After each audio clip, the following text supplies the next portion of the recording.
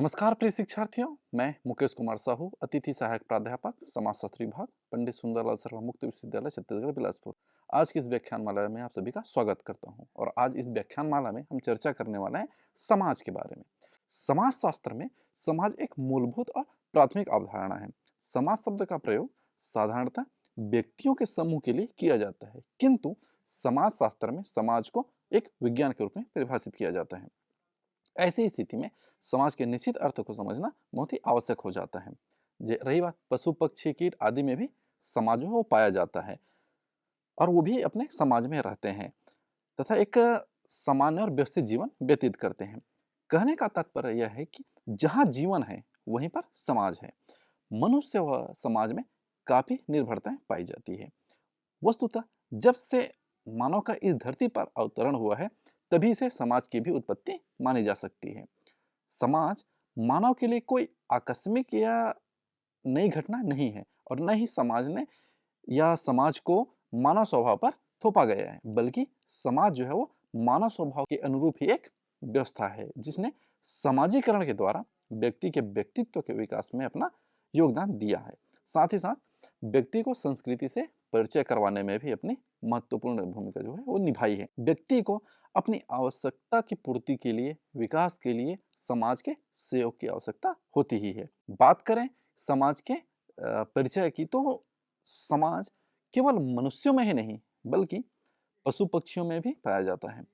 पक्षियों में भी सामाजिक जीवन की कुछ बातें जो है वो पाई जाती हैं। इसमें जो मुख्यतः सरकारी कार्य है, श्रम विभाजन है या प्रभुत्व की जो बात है, इसके अलावा अधीनता, एक दूसरे से सामान का आदान प्रदान और जो अन्य सामाजिक जीवन का जो बड़े प्रयास संगठित रूप में पाया जाता है। एक प्रसिद्ध जर्मन और अमेरिकी मनोवैज्ञानिक वोल्फगैंग कोल्हर, तो उन्होंने अपनी पुस्तक द मेंटेलिटी ऑफ एयर में यह निष्कर्ष निकाला कि बंदरों व लंगूरों के सामाजिक जीवन में जो है वो मानवीय समाजों की भांति लगभग सारी विशेषताएं, जैसे कि प्रेम और घृणा, सहानुभूति और असहानुभूति, साथ ही साथ दोस्ती दुश्मनी, मोह, दोस्ते से बिछड़ने पर रोना या खुशी, निराशा, है ना, आत्मीयता का जो विकसित भाव पाया जाता है।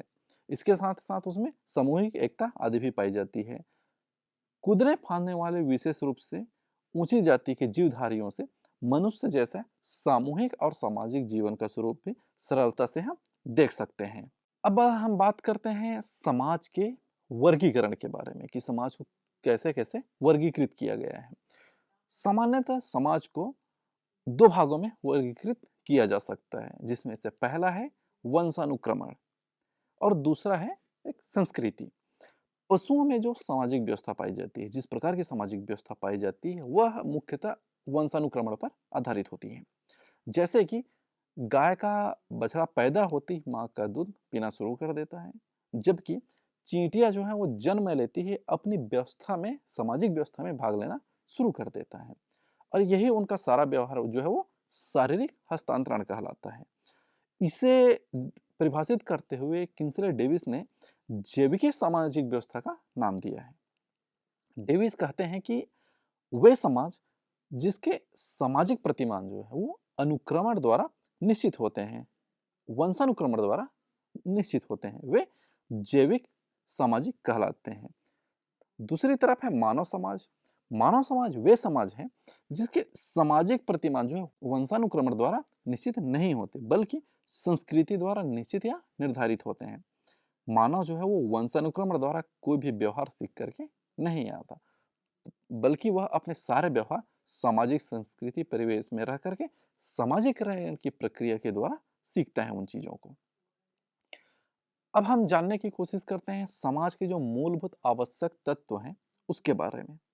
प्रत्येक समाज के कुछ निश्चित ही और आवश्यक तत्व होते हैं जिसके आधार पर उन समाज का निर्माण होता है और समाज के इन तत्वों को हम निम्नलिखित तरीके से जान सकते हैं, जिसमें पहला तत्व है कि सदस्यों के सहचर्य का स्तर, जिसमें कि अगर हम समान आवश्यकताओं और अपने अस्तित्व के लिए देखें तो प्राणियों में सहचर्य की भावना, उसका विकास होता है। साथ ही साथ सहचर्य की भावना के कारण ही प्राणी एकत्रित होकर एक समूह में रहना चाहते हैं। दूसरा जो तत्व है वो है जनसंख्या का अनुरक्षण। मानव आवश्यकताओं की पूर्ति के लिए समूह बना करके रहता है, जिससे कि प्राणियों की अपनी एक जनसंख्या होती है।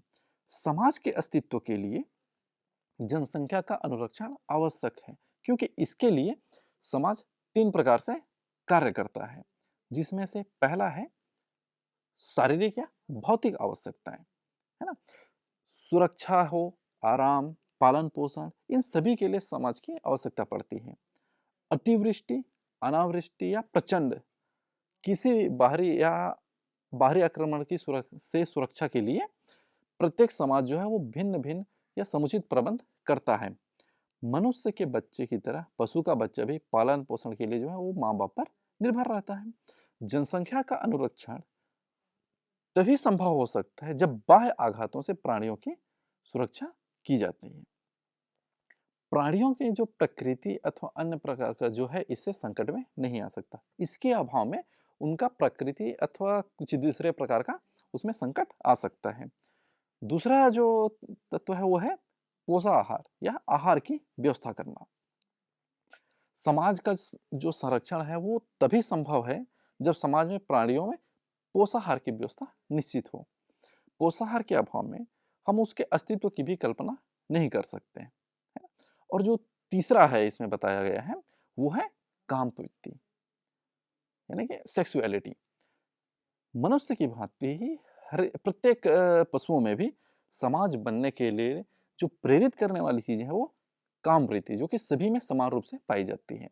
मानव जो है मानव प्राणियों के समान पशुओं में भी नए प्राणियों की उत्पत्ति के लिए इसका प्रयत्न किया जाता है। अगला जो हम तत्व की हम बात करते हैं वो है श्रम विभाजन। समाज के निर्माण में श्रम विभाजन का होना भी बहुत ही आवश्यक है। प्रत्येक समाज में प्राणी श्रम विभाजन के आधार पर ही अपनी विभिन्न आवश्यकताओं की पूर्ति करते हैं और अपने आप को नई नई चीजें सीख करके श्रम विभाजन के माध्यम से ही अपने आप को अपडेट करते रहते हैं। और यही जो कार्य है वो एक विशेषीकरण की प्रक्रिया के द्वारा होता है कि कौन व्यक्ति क्या काम करेगा, किस प्रकार का काम करेगा। और जब लोगों में विभिन्नता पाई जाती है तब वो काम सही तरीके सुचारू रूप से हो सकता है। अगला जो तत्व बताया गया है वो है कि समूह की एकात्मकता। समाज की रचना में एक महत्वपूर्ण तत्व समूह की एकात्मकता है। समूह की एकात्मकता के अभाव में समाज निर्माण नहीं हो सकता। समूह की एकात्मकता जो है वो हम की भावना पर आश्रित होती है या अंतःक्रिया पर भी आश्रित हो सकती है। इसके फलस्वरूप समूह में जो है वो सहानुभूति और सहयोग की प्रक्रियाओं का भी विकास होता है। अगले तत्व की हम बात करें वो है सामाजिक व्यवस्था की निरंतरता। प्रत्येक समाज की जो निरंतरता है वह सदैव बनी रहती है, वो निश्चित गति पर चलते रहता है। साथ ही साथ प्रत्येक समाज में एक सामाजिक व्यवस्था भी होती है जो कि एक पीढ़ी से दूसरी पीढ़ी में या पीढ़ी दर पीढ़ी हस्तांतरित होती रहती है। प्राणी जो है वो मरणशील है। व्यक्ति की प्राणी की मृत्यु हो जाती है, किंतु समाज की मृत्यु नहीं हो सकती क्योंकि वो अमूर्त है ना? उसमें जो है वो एक निरंतरता पाई जाती है। आइए अब हम देखते हैं समाज के अर्थ और उनकी प्रमुख परिभाषाओं को। सामान्यतः बोलचाल में एवं समाजशास्त्र में समाज शब्द का जो अर्थ होता है वो अलग-अलग प्रकार से होता है। सामान्य अर्थ में हम समाज के लिए व्यक्तियों के समूह के लिए प्रयोग कर देते हैं। जैसे कि किसी संगठन या असंगठित समूह को भी हम समाज कह सकते हैं। लोगों के द्वारा बनाए हुए समूह या किसी निश्चित उद्देश्य के लिए बना हुए समूह जैसे कि आर्य समाज, ब्रह्म समाज, हिंदू समाज, जैन समाज, विद्यार्थी समाज, महिला समाज इत्यादि, इन सभी का हम प्रयोग कर सकते हैं। लेकिन ये मुख्यतः समाजशास्त्र के लिए नहीं, सामान्य बोलचाल में बोले जाने वाले शब्द हैं। समाज शब्द का जो है मुख्यतः प्रयोग सामाजिक विज्ञानों, सामाजिक मानव शास्त्र, अर्थशास्त्र, राजनीति विज्ञान, इन सभी में अलग अलग अर्थों में किया जाता है। उदाहरण के रूप में हम देखें कि जो राजनीति शास्त्र में समाज का अर्थ होता है व्यक्तियों का समूह, एक राजनीतिक समूह। साथ ही अगर हम मानव शास्त्र की बात करें तो इसमें आदिम समुदायों, है ना, जो पूर्व बहुत पहले रह रहे थे, पिछड़ी हुए जंगलों में निवास करते हैं, उनके लिए हम समाज का शब्द का प्रयोग करते हैं। जबकि अर्थशास्त्र में सामाजिक क्रियाओं को पूर्ण करने वाले व्यक्ति के समूह को समाज कहा जा सकता है, जो कि किसी प्रकार की आर्थिक गतिविधियों में शामिल हो। अब हम देखते हैं कि समाजशास्त्र में समाज का अर्थ क्या होता है। समाजशास्त्र में समाज शब्द का प्रयोग एक विशेष और निश्चित अर्थ में किया जाता है। समाज की अवधारणा, उनकी परिभाषा अनेक समाजशास्त्रियों ने अपने अनुभव, अपने रुचि और अपने दृष्टिकोणों के आधार पर अलग अलग प्रकार से दिया है। समाजशास्त्र में जो है समाज की अवधारणा व्याख्यात्मक दृष्टिकोण से कठिन है, क्योंकि उसकी परिभाषा और विशेषताओं को लेकर के समाजशास्त्रियों में एकमत नहीं किया गया है। सभी समाजशास्त्रियों ने अपने विचारों से अपने जिस समाज में रह रहे हैं उसके हिसाब से ही बताया है। किसी ने समाज शब्द का प्रयोग व्यक्तियों के समूहों के लिए किया है, तो किसी ने समुदाय के लिए किया है, और किसी ने समस्त राष्ट्र के लिए भी उस समाज शब्द का प्रयोग किया है। कुछ लोगों ने समाज को अमूर्त व्यवस्था कहा, तो कुछ ने इसे मूर्त व्यवस्था माना है। इन्हीं विशेषताओं के कारण जी डी मिचेल ने लिखा है कि समाज जो है समाजशास्त्रियों के शब्दकोश में समाज शब्द बहुत से अस्पष्ट तथा सामान्य शब्दों में से एक है। इसी प्रकार कूले कहते हैं कि जो समाज है स्वरूपों अथवा प्रतिक्रियाओं की जटिलता है। कूले ने समाज को प्रक्रिया कहा है और कहा कि समाज जो है वो अमूर्त है, इसका स्वरूप दूसरों से अंतःक्रिया करके अथवा वो चीजें बढ़ते जाती है या वो स्वरूप बना रहता है। उन्होंने यह भी कहा कि समाज में एक विशेष प्रकार की एकरूपता होती है। किसी एक भाग में कुछ भी होता है तो दूसरा भाग जो है वो उसे प्रभावित करता है या दूसरा भाग उससे प्रभावित होता है। र्यूटर लिखते हैं कि समाज जो है वो एक अमूर्त शब्द है, जो समूह के सदस्यों में तथा उनके बीच पारस्परिक संबंधों की जटिलता का बोध कराता है। टालकट पार्सन्स ने कहा कि समाज को उन मानवीय संबंधों की संपूर्ण जटिलता के रूप में परिभाषित किया जा सकता है, जो कि साध्य संबंधों के रूप में क्रिया करने में उत्पन्न हुए हों, चाहे वो यथार्थ हो या प्रतीकात्मक या काल्पनिक। उन्होंने समाज को संबंधों की जटिलता बताया, जो कि मानव के अर्थपूर्ण क्रिया से ही बनता है।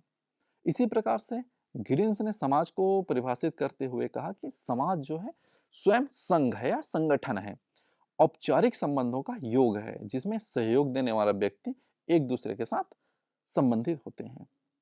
मैकाइवर एवं पेज का कहना है कि समाज जो है वो रीतियों एवं कार्यप्रणालियों, साथ ही साथ अधिसत्ता एवं पारस्परिक सहयोग, अनेक समूह एवं विभाजनों, जो कि मानव व्यवहार के नियंत्रणों एवं स्वतंत्रताओं की व्यवस्था है, और यह सतत परिवर्तनशील और एक जटिल व्यवस्था है जिसे हम समाज कह सकते हैं, जो कि यह सामाजिक संबंधों का जाल है और साथ ही साथ निरंतर जो है वो परिवर्तनशील है।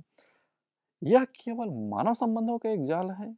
साथ इनका कहने का तात्पर्य है कि समाज का निर्माण जो है व्यक्तियों से नहीं होता, बल्कि व्यक्तियों के बीच पाए जाने वाले संबंधों और उन अंतःक्रियाओं से होता है।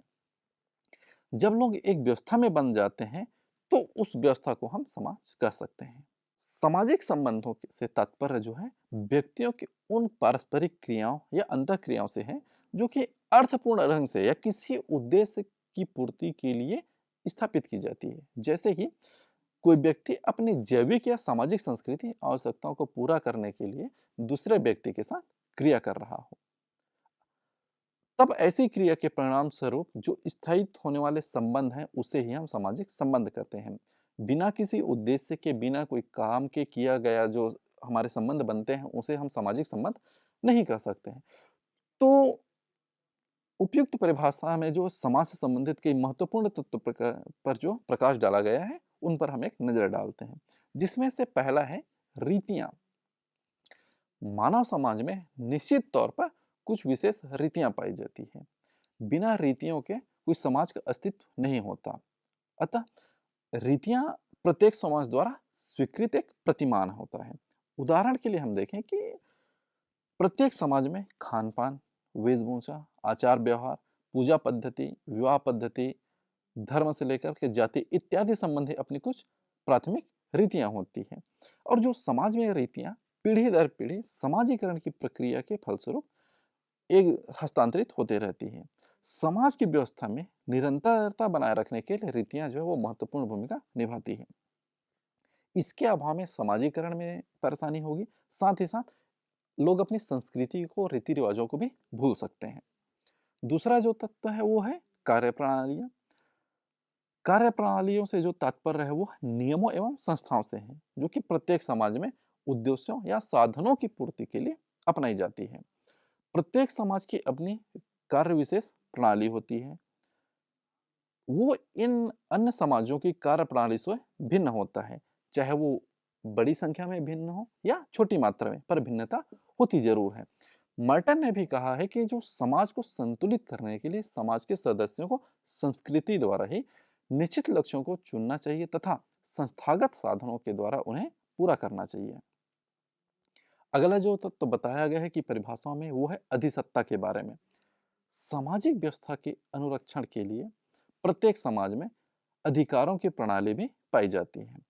अधिकार को मुख्यतः प्रभुत्व या सत्ता के नाम से भी जाना जाता है।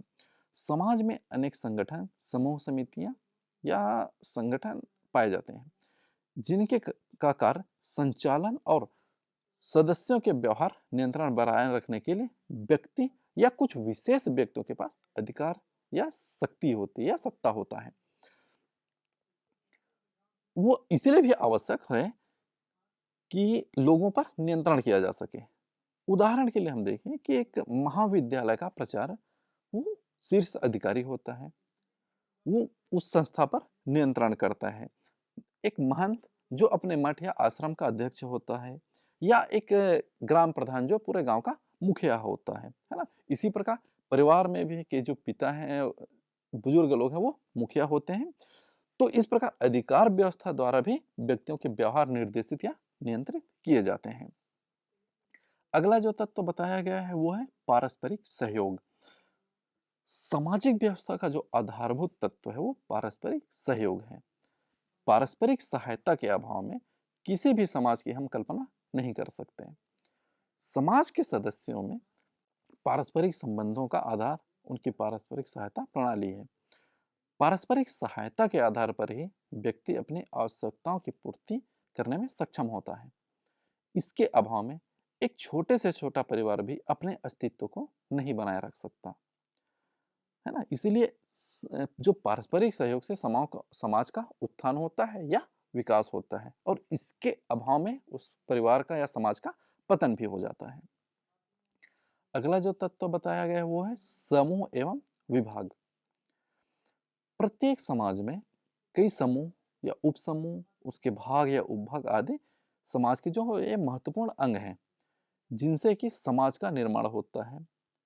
उदाहरण के लिए देखें कि एक परिवार, एक क्रीड़ा समूह, एक पड़ोस, गांव, कस्बा, निगम, समुदाय, इसके अलावा समितियां हैं, जातियां, प्रजातियां, वर्ग और धर्म। इन सभी के जो है अनेक समूह एवं विभाग हैं जिनसे कि समाज बनता है। इसके अभाव में हम समाज का सही विभाजन नहीं कर सकते। इसी प्रकार आयु, उनकी लिंग, जाति, प्रजाति, वर्ग आदि के आधार पर भी विभाजन हमें देखने को मिलता है, क्योंकि सभी समाजों में एक ही प्रकार के लोग नहीं रह सकते। अगला जो तत्व बताया गया है वो है मानव व्यवहार का नियंत्रण। सामाजिक व्यवस्था को सुचारू रूप से संचालित करने के लिए मानव व्यवहार पर नियंत्रण रखना जो है वो बहुत ही आवश्यक है। इसका मुख्य कारण यह भी है कि मनुष्य की इच्छाएं जो है वो असीमित है, और उसका नैतिक जो है सामाजिक आवश्यकताएं अनंत हैं। जैसे शक्ति, वैभव, सम्मान, धन की इच्छा या आवश्यकता, ये सभी जरूरी हैं। यदि समाज में व्यक्ति की इच्छाओं को नियंत्रित करने वाली शक्तियां ना हो, तो व्यक्ति की इच्छाएं प्रबल रूप से बढ़ने लगती है और उसकी पूर्ति के लिए वह स्वच्छंद व्यवहार करने लगेगा। अतः मानव की जो चिर अतिरिक्त तृष्णा को रोकने के लिए सामाजिक नियंत्रण के औपचारिक व अनौपचारिक नियंत्रण के साधन बनाए गए हैं, जो कि मानव व्यवहार को नियंत्रित करने में सहायता करते हैं। जैसे कि जाति व्यवस्था है कि आप जाति के बाहर शादी करेंगे तो दंड वगैरह का प्रावधान रखा गया है, तो नियंत्रण के लिए है। उस समाज में या जाति व्यवस्था जो है उसको बनाए रखने के लिए इस प्रकार का नियंत्रण रखा गया है। अगला जो तत्व है वो है स्वतंत्रताएं।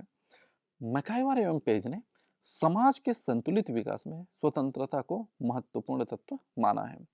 उन्होंने स्वतंत्रता से जो तात्पर्य बताया कि सभी व्यक्तियों को अपने विकास हेतु उचित वातावरण प्रदान करने से है।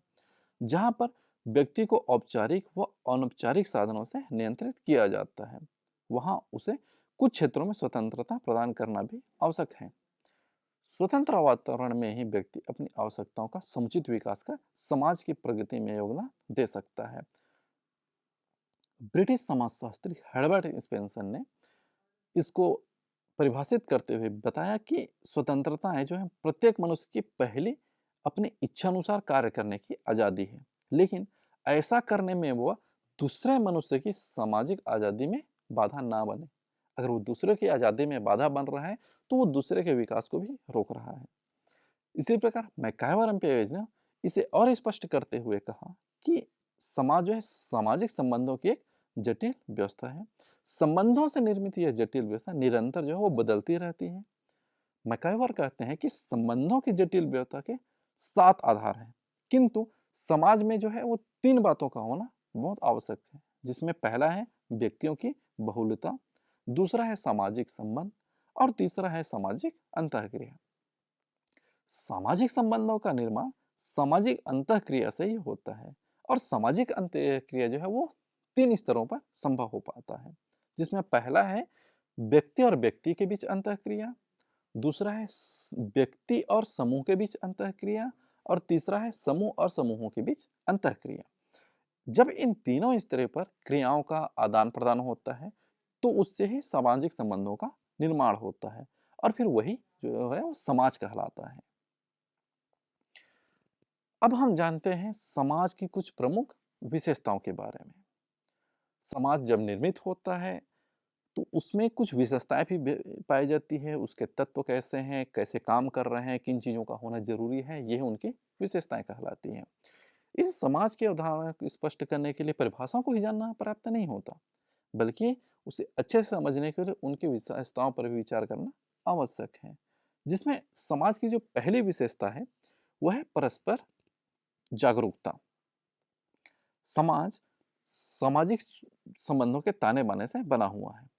इन सामाजिक संबंधों का निर्माण उसी अवस्था में होता है जब लोग एक दूसरे को जानते हों, एक दूसरे को पहचानते हों, एक दूसरे से अंतःक्रिया करते हों। जब व्यक्ति व प्रकृति के बीच संबंध, पेड़ और जमीन के बीच संबंध भौतिक है, व्यक्ति व प्रकृति के बीच संबंध, पेड़ और जमीन के बीच संबंध जो है भौतिक है, सामाजिक नहीं, क्योंकि इनके बीच पारस्परिक पहचान तथा ज्ञान का अभाव है, जो कॉन्शियसनेस चेतना उसका अभाव पाया जाता है। भौतिक संबंध जो होते हैं वो मूर्त होते हैं, हम उन्हें देख सकते हैं, महसूस कर सकते हैं, जबकि सामाजिक संबंध जो है वो अमूर्त होता है, हम उसे देख नहीं सकते। जैसे कि स्त्री पुरुष, माता पुत्र, पिता पुत्र के बीच जो संबंध है, परिवारों के बीच संबंध है, उसमें संबंध तो है पर संबंधों को हम देख नहीं सकते। निकट संपर्क के पारस्परिक पहचान होती है जिसे कि सामाजिक संबंध बनते हैं। दूसरी जो विशेषता है वो है समानता। समाज का जो प्रमुख आधार है वो समानता है। समानता से यहाँ तात्पर्य व्यक्तियों की शारीरिक बनावट, रंग, उम्र या लिंग से नहीं है, बल्कि विचारों से है, मूल्यों एवं जीवन के उद्देश्यों से है। परिवार में भी यदि सदस्यों के मन से विचारों एवं उद्देश्यों में समानता न रहे तो परिवार जो है वो विघटित हो जाएगा। लोग एक दूसरे का सम्मान करेंगे, लोग एक दूसरे के साथ लेकर के चलेंगे, तब जो समाज का विकास है वो एक साथ होता है, बेहतर तरीके से होता है। तीसरी जो विशेषताएं बताया गया है वो है विभिन्नताएं। समानता तो जरूरी ही है, उसके साथ साथ है समाज में भिन्नता भी अनिवार्य है। समाज में कई प्रकार की विभिन्नताएं पाई जाती हैं, जैसे व्यक्तियों की कार्य क्षमताओं में, उनकी योग्यता, उनकी रुचि, उनकी आकांक्षाएं, साथ ही साथ उनके विचारों में भी भिन्नता होती है, जिसके कारण समाज में प्रतियोगिता एवं उद्यमशीलता की भावना पनपती है, जो समाज की प्रगति के लिए बहुत ही आवश्यक है। इसके अभाव में सभी लोग अगर एक जैसा काम करें, एक जैसा विचार करें, तो समाज उतनी तेजी से जो है वो प्रगति नहीं कर पाएगा। अगली जो विशेषता है वो है सहयोग एवं संघर्ष। सहयोग और संघर्ष दोनों एक दूसरे के विपरीत सामाजिक प्रक्रियाएं भले ही हैं, किंतु ये दोनों एक दूसरे के पूरक भी हैं। समाज में शोषण व अन्याय के विरुद्ध हमेशा ही संघर्ष चलता रहता है। कुछ समाज वैज्ञानिकों को मानना है कि संघर्ष की सफलता के बाद ही समाज में जो है वो सामाजिक न्याय और समता मूलता की स्थिति जो है वो उत्पन्न होती है। मैकाइवर कहते हैं कि जैसे भौतिक जगत में आकर्षण एवं विकर्षण की शक्तियां हैं जो किसी स्थान में पदार्थों की स्थिति के साथ साथ संचालित और निर्धारित होती है, ठीक उसी प्रकार से सामाजिक जगत में सहयोग और संघर्ष का एक संयोग होता है जो कि मनुष्यों में और समूहों के संबंधों में प्रकट होता है, जो कि कहीं एक जगह पर साथ देते हैं, संघर्ष होता है, तो दूसरी जगह पर सहयोग भी होता है। अगली जो समाज की विशेषता बताया गया है वो है कि समाज जो है वो अमूर्त है। समाज के बारे में यह कहा गया है कि समाज सामाजिक संबंधों का जाल है। व्यक्तियों के समूह का नाम समाज नहीं है, बल्कि व्यक्ति की अन्य व्यक्ति के साथ या व्यक्ति समूहों के बीच जो अंतःक्रिया होती है, बोलचाल होता है, कम्युनिकेशन होता है, उस उसको हाँ, जो एक संबंध स्थापित होते हैं उनके फलस्वरूप उनके ताने बाने को हम समाज कहते हैं। यह संबंध स्पर्श नहीं किया जा सकता है, बस यह देखा जा सकता है, महसूस किया जाता है। यह अगोचर है क्योंकि संबंधों को हम केवल अनुभव कर सकते हैं। क्यूबी रिटर ने लिखा है कि जिस प्रकार जीवन एक वस्तु नहीं अपितु जीवित रहने की एक प्रक्रिया है ना, उसी प्रकार समाज में जो वो अमूर्त है, वो दिखाई नहीं देता। अगली जो विशेषता है वो है पारस्परिक निर्भरता।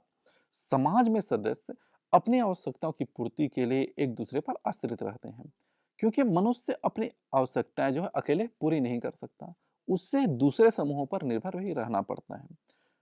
व्यक्ति किसी भी आर्थिक समूह का हो, किसी भी देश का हो, किसी भी समाज की आर्थिक एवं राजनीतिक प्रक्रिया हो, व्यक्तियों की पारस्परिक संबंध आपस में चलते रहते हैं।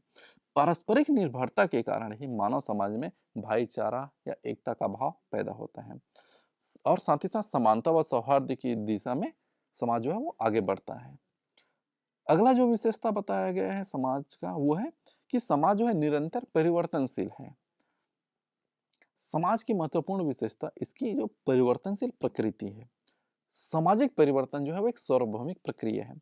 विभिन्न कारणों से सामाजिक संबंधों में परिवर्तन आता रहता है। व्यक्तियों की परिस्थितियां एवं भूमिकाएं हमेशा बदलती रहती हैं। समाज की जो सामाजिक संरचना उसमें भी परिवर्तन होता रहता है। कोई सा भी समाज आज तक ऐसा नहीं है जिसमें कि किसी भी प्रकार का परिवर्तन नहीं हुआ, या कोई भी समाज ऐसा नहीं है जो कि आज भी ठीक वैसा ही हो जैसे कि 1000 वर्ष पुराना था। उदाहरण के लिए देखें तो प्रारंभिक समाजों एवं वर्तमान समाजों में पाए जाने वाले परिवर्तन का परिणाम भले ही अलग हो, पर उसमें परिवर्तन का होना बहुत जरूरी है।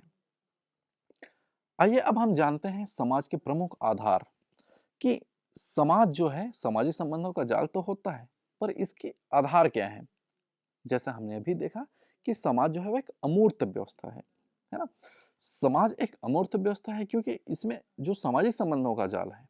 अब सामाजिक संबंधों का जाल अमूर्त इसीलिए है क्योंकि हम इसे देख नहीं सकते या छू नहीं सकते, इसलिए सामाजिक संबंधों के जाल से निर्मित समाज भी अमूर्त है। समाज को प्रत्यक्ष रूप से नहीं देखा जा सकता, इसे सिर्फ अनुभवों के द्वारा ही जाना जा सकता है। दूसरा जो आधार बताया गया है समाज का वो है समानता एवं भिन्नता।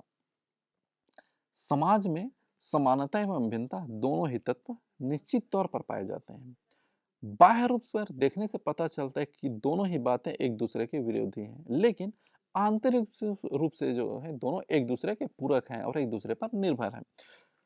समाज के अस्तित्व के लिए यदि समान उद्देश्य, विचार एवं वृत्तियों का होना आवश्यक है, तो उद्देश्य की प्राप्ति के साधनों में भिन्नता का होना भी जरूरी है। जैसे कि स्त्री और पुरुष, उसमें समान क्रामवृत्ति से परिवार की स्थापना होती है, लेकिन परिवार को स्थायित्व प्रदान करने के लिए भी जो कार्य का विभाजन है वो आवश्यक है। महिला का काम अलग तरीके से होता है, पुरुषों का काम अलग तरीके से होता है ना। तो इसीलिए एक परिवार में, एक समाज में जो है समानता एवं भिन्नता दोनों तत्व नजर आते हैं। और समाज का अस्तित्व तभी विद्यमान रहेगा जब समाज में समान विचारधारा हो। समाज के सदस्यों के बीच विचारों, मनोवृत्तियों एवं उद्देश्यों आदि के बीच का समानता होना जरूरी है। गिडिंस ने मनुष्य के बीच आपसी सहयोग की भावना को समानता की चेतना की संज्ञा दी है। एक समाज के लोगों में परंपराओं, लोक व्यवहारों, रुचियों, रूढ़ियों, इन सब में समानता होता है और इसी कारण एक समाज में दृढ़ संकल्प या दृढ़ संबंध जो है वो विद्यमान होते हैं। मैकाइवर ने बताया कि जो प्रारंभिक समाज और हमारे समकालीन कुछ आदिम समाज में भी समानता की भावना जो है रक्त सदस्य अर्थात वास्तविक या माने हुए रक्त संबंधों पर केंद्रित है। आधुनिक समाजों में सामाजिक समानता की जो भावना है या अवस्था है वो परिवर्तित हो गई हैं, परंतु समानता की जो मौलिक धारणा जिसको आदि मानव ने रक्त संबंधियों से जोड़ दिया था, राष्ट्रीयता जैसे संगठन के विस्तृत सिद्धांत, वो अभी भी मौजूद हैं। और यदि हम एक विषय का जो संघर्षरत सिद्धांत विजयी होता है तो वह अनिवार्य रूप से समस्त मानव जाति की मौलिक एकता पर आधारित होनी चाहिए। समाज के लिए जिस तरह समानता जरूरी है उसी तरह उसका भिन्न होना भी जरूरी है। सिर्फ समाज में समानता रहने से व्यक्तियों के संबंध यथावत हो जाते हैं। वास्तविकता यह भी है कि समानता और भिन्नता एक दूसरे के विरोधी न होकर के एक दूसरे के पूरक हैं। उदाहरण के लिए देखें तो भोजन प्राप्त करना है ना, एक समान उद्देश्य और समान आवश्यकताएं हैं जिसकी पूर्ति के लिए खेती एवं व्यापार आदि किया जाता है। लेकिन यदि समाज में सभी व्यक्ति खेती करने में ही लग जाएं या सभी व्यक्ति व्यवसाय में ही लग जाएं तो उनकी भिन्न आवश्यकताओं की पूर्ति नहीं हो सकती। इसीलिए उनका विभिन्नता होना जरूरी है। श्रम विभाजन का जो सिद्धांत दुर्खेम ने दिया था उसमें यही बताया था कि समाज के सभी पहलू अलग अलग तरीके से काम करते हैं। उन्होंने श्रम विभाजन के जो है वो सामाजिक का आर्थिक ढांचे का आधार है। यदि समाज में श्रम विभाजन ना हो और यदि सभी व्यक्ति एक समान कार्य में लग जाए तो वह गर्त में चला जाता है। जैसे अगर सभी व्यक्ति कृषि में ही लग जाएं या सभी व्यक्ति व्यवसाय में लग जाएं तो ना कोई ग्राहक रहेगा, ना कोई खरीदने वाला रहेगा। इस प्रकार की व्यवस्था हो जाएंगी। इस संबंध में मैकाइवर भी कहते हैं कि यदि लोग एक दूसरे से बिल्कुल समान ही होते तो प्राय चींटियां तथा मधुमक्खियों की भांति उनके सामाजिक संबंध भी बहुत सीमित होते हैं। तो अपने संबंधों के विस्तार के लिए जरूरी है श्रम विभाजन या उसमें विभिन्नताएं होना। अगला जो आधार बताया है समाज का वो है समानता के अधीन होना। यानी कि समाज में विभिन्नता जो है वो समानता के अधीन होती है, अर्थात विभिन्न व्यक्ति समाज में विभिन्न तरह के कार्य करते हैं ताकि समाज के विभिन्न आवश्यकताओं की पूर्ति हो सके। श्रम विभाजन का जो आधार है वो सहकारिता है। समाज में जो है स्त्री पुरुष, धनी निर्धन भी हैं, पति पत्नी, गुरु शिष्य तथा पिता पुत्र के संबंध समानताओं पर आधारित होते हैं, न कि भिन्नता पर। लक्ष्यों और प्रवृत्तियों आदि की समानता के कारण ही जो समाज है वो उसका निर्माण हुआ है और इन्हीं के कारण परिवार, समिति, समुदाय या राष्ट्र की प्रगति हो रही है। इन बातों से पता चलता है कि समाज में समानता तथा भिन्नता दोनों का होना जरूरी है, लेकिन समाज में समानता का जो महत्व है वो भिन्नता से कहीं अधिक है, क्योंकि हम एक निश्चित लक्ष्य को लेकर के ही बढ़ रहे हैं, वो है समाज का बेहतर होना, उसका जो परिवर्तन है या सकारात्मक परिवर्तन को लेकर के। चाहे हम कार्य कुछ भी करें लेकिन जो हमारा लक्ष्य है वो समान है। इसी प्रकार जो अगला आधार बताया गया वो है कि जागरूकता पर आधारित समाज। समाज जागरूकता पर आधारित होता है। समाज में जागरूकता के अभाव में सामाजिक संबंध नहीं बन सकते। अन्य प्राणियों की अपेक्षा मनुष्य में जागरूकता अधिक होती है। समाज में सहयोग, संघर्ष, समानता और असमानता इन सभी दिशाओं के प्रति जो है मनुष्य जागरूक रहता है और जागरूकता के कारण ही सामाजिक संबंधों की स्थापना होती है। जागरूकता जो है प्रत्यक्ष अथवा अप्रत्यक्ष दोनों रूपों में हो सकता है। जब हम प्रत्यक्ष साधनों द्वारा जागरूकता होती है तो उसे हम प्रत्यक्ष जागरूकता करते हैं, तथा यदि अप्रत्यक्ष साधनों द्वारा जागरूकता होती है तो उसे अप्रत्यक्ष जागरूकता की संज्ञा दी गई है। यदि आमने सामने के संबंध के द्वारा मनुष्य प्रभावित होता है तो हम उसे प्रत्यक्ष जागरूकता कहते हैं, तथा मनुष्य यदि किसी संचार के माध्यम से, रेडियो, टेलीविजन, इन सभी माध्यम से अगर मनुष्य जागरूक होता है तो वह अप्रत्यक्ष जागरूकता कहलाती है। और मनुष्य इन दोनों प्रकार से जागरूक हो रहा है और इन दोनों प्रकार से अपने संबंध जो है बनाता है। सहयोग और संघर्ष। समाज में सहयोग और संघर्ष दोनों ही विद्यमान होते हैं। समाज में सहयोग एवं संघर्ष दोनों एक साथ पैरेलल रूप से चल रहे हैं।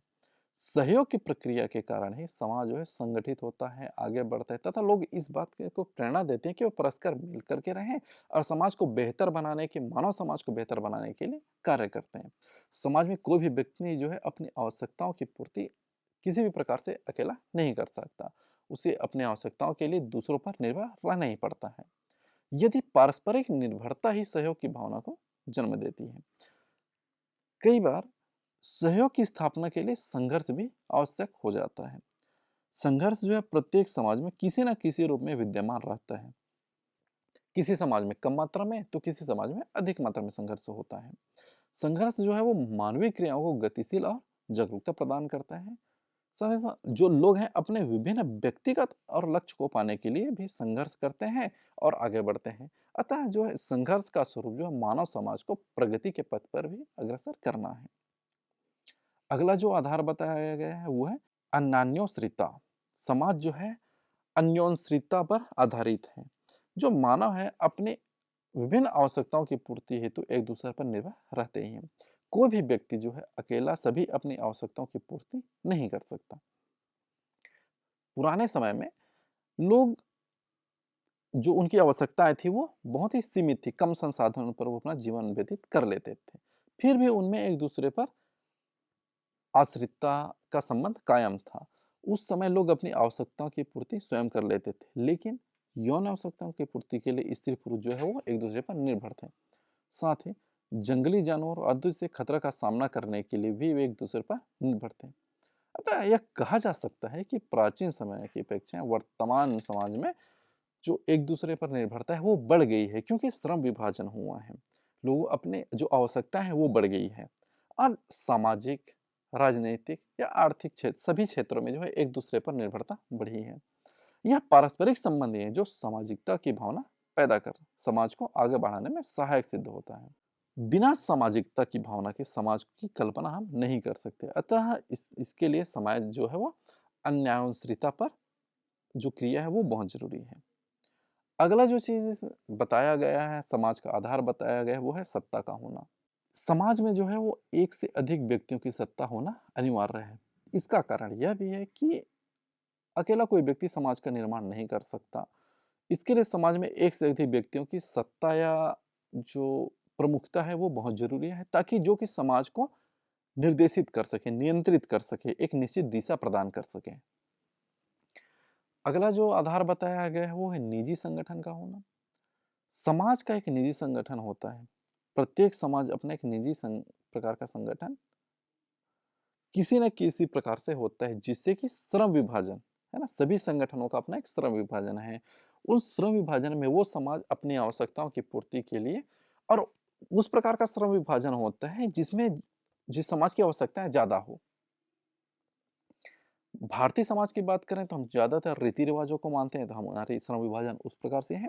पश्चिमी समाज की आवश्यकताएं अलग होती हैं, तो उसमें अलग तरह की सत्ता है, अलग तरीके से नियंत्रण होता है। अगला जो आधार है वो सामाजिक परिवर्तन की जटिल व्यवस्था। समाज परिवर्तनशील एक जटिल व्यवस्था है। समाज व्यक्तियों की एक जटिल व्यवस्था जो सामाजिक संबंधों पर आधारित है। समाज निर्माण में सामाजिक संबंध विशिष्ट भूमिका निभाते हैं। गिरिन एवं गिलिन कहते हैं कि जो सामाजिक अंतःक्रिया का आशय है वे सभी प्रकार के गत्यात्मक सामाजिक संबंध हैं, जो व्यक्ति और व्यक्ति के बीच अथवा व्यक्ति और समूह के बीच, साथ ही साथ समूह और समूह के बीच में होता है। इसी तरह मैक्स वेबर ने भी लिखा कि सामाजिक संबंधों के अंतर्गत पूर्ण रूप से इस संभावनाओं का ही समावेश होता है कि किसी सार्थक बोधगम्य भाव से कोई सामाजिक क्रिया होती होगी। तो आज हमने देखा समाज के बारे में, उनकी प्रमुख परिभाषाओं, उनके विशेषताओं, उनके इतिहास, है ना, उनके तत्वों, साथ ही साथ समाज के आधारों के बारे में। आज के लिए इतना ही। धन्यवाद।